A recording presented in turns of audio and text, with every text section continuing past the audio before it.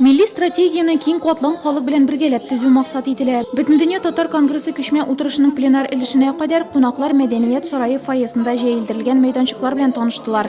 19-asr ozag'i 20-asr boshi xotin-qizlarining milliy kostyumi tarixi, milliy kiyimda tatar ornamenti, tatar tilida ijod etuvchi jirli avtorlarning kitoblaridan tuzilgan ekspozitsiyalar, milliy tatar ishlari ko'rgazmasi, qo'z emasi xalq bayramining izi ko'rsatuv, jirlikda yashovchi tatar xalqining traditsiyalari ham yilolarining bugungi populyarlig'in tog'in bir qat rasadi.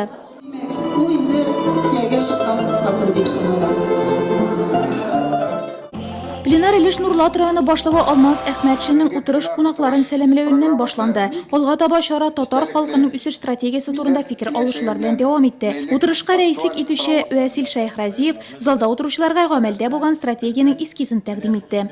Biz endi har vaqtda da o'zimizning millatimiz turunda qayg'urtib yashadik, o'zimizda naqtirishda ishladik, lekin globalizatsiya vaqtida o'zimizning turli ülkelerde, turli yoqlardan o'sish yog'idan qaraganda, xalqdan da bugungi kunda millat saqlab qolu, tatar millatini saqlab qolu zo'r so'rovlarning birisi ham ul bizning uchun bugun burishqa da aylanib keladi.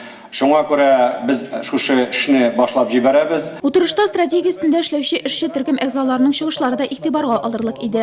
Yolunda ko'rsatirga tirishamiz. Nechik etib o'zimizning urf-odatlarimizning tartiblarini saqlarga, agarda ol o'zining naslarini bilmasa, ayyi, ol bir qachonda durust yo'lda bo'lmayacak, ol taypila turgan bo'lar. Shuning uchun o'zimizning madrasamizda turli konkurslar, baygilar uyushtirganda, eng birinchilardan bo'lib biz shajaraga bayliymiz.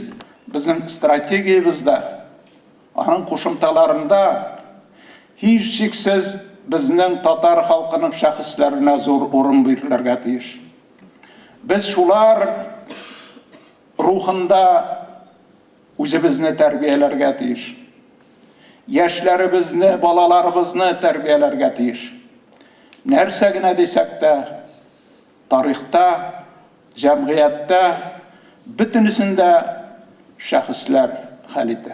Prezidentimiz Rüstem Nurgaliyevi Menixanovning o'zining yillik yo'llamasida әлеге strategiyaga tatar xalqining o'sish strategiyasini ayrim basam yasab ketуі, аны Butundunyo Tatar Kongressina yükleme etib beruі, jamiyat ol bugungi vaziyatdan chiqartirgan bugungi shunday hal.